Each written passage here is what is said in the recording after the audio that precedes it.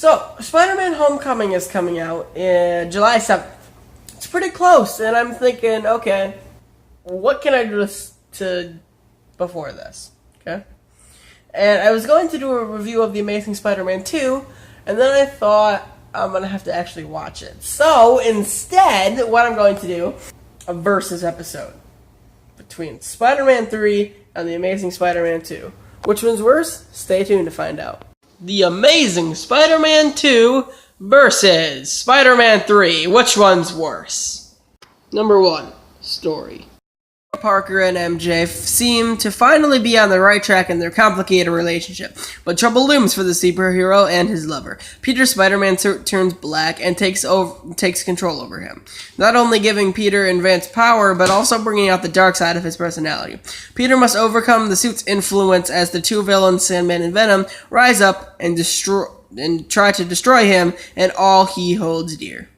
So yeah, as you can tell, Spider-Man 3 has a pretty straightforward plot, and it's quite easy to follow once you're actually, in the movie. The suit kind of plays with his ego, and it's kind of grounded in personality like that. And you have the whole part of him trying to convince Harry that he did not kill his father. So overall, a pretty average story. Peter Parker has grown up since his battle with the Lizard, continuing to balance his dual life as Spider-Man while making time to spend with his girlfriend Gwen Stacy. He enjoys his heroic alter ego, but he is still haunted by visions of Gwen's deceased father, Police Captain George Stacy, and his dying wish that Peter stay away from Gwen. Although he has ignored Captain Stacy's last request, Peter's guilt puts a strain on their relationship. At the same time, Harry Osborn returns to New York after spending many years at the request of his dying father, Norman. Norman informs Harry that the genetic illness that plagues him will soon affect Harry. The next day, it is revealed in the news that Norman has died and that Harry is the new CEO of Oscorp. Upon seeing this, Peter reconnects with his old friend, and the two begin to pick off where they left off. Meanwhile, Max Dillon, a lonely electrical engineer at Oscorp, develops an obsession with Spider-Man after the web-slinger saves his life during a police chase through the city. While tending to a risky maintenance job, Max falls into a tank filled with experimental eels, changing his body into a human mass of electricity.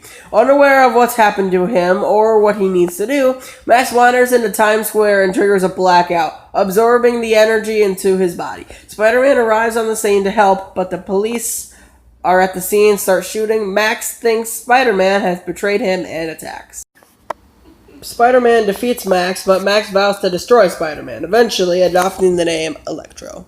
All of this occurs... You know what? No, just read it. Pause the video and read it. I'm done reading this. This is too long. The Amazing Spider-Man 2's plot is so convoluted and unnecessarily long that it gets the worst story out of these two movies. Point, Amazing Spider-Man 2. Number 2. Acting. Spider-Man 3's acting is terrible.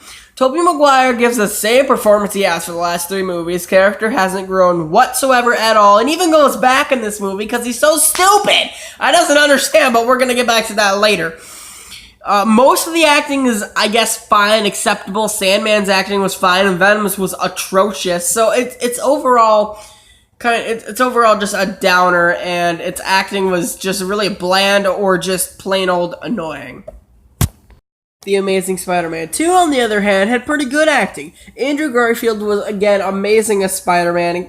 I guess his Peter Parker wasn't as good, but he was still a great Spider-Man. Most of the acting was good. I liked Harry Osborn's performance before he turned into the Green Goblin. Jamie Foxx did a perfect job of what he was supposed to do. Gwen Stacy was smart and active, just like the last movie, which made her better. And overall, pretty much all of the acting in this movie was on par for what you'd expect from a Spider-Man movie. Point, Spider-Man 3. Number 3. The love interest. Screaming and doing nothing, or actually doing stuff. Yeah, that's what's easy. Point, Spider-Man 3. Number 4. The villains. Spider-Man 3 had Sandman, who was good, Harry carrying over from the last 2 movies, and Venom. So overall, pretty decent. The Amazing Spider-Man 2, on the other hand, had Harry, a brand new villain, Electro, a brand new villain, and kind of Rhino, all of which sucked. Point, The Amazing Spider-Man 2. Find ourselves at a deadlock, and you came here to find out which one's worse. So how are we going to settle this? Well, I got one that should help out. Number 5, expectation versus reality. Spider-Man 3 had the expectations of all of the last 2 movies combined that people thought were really good on its shoulders, and it had to carry it. Spider-Man 2, The Amazing Spider-Man 2, it had basically none of those expectations. It didn't have to live up to what Spider-Man 3 had to. And Spider-Man 3 gets the worst Spider-Man movie ever.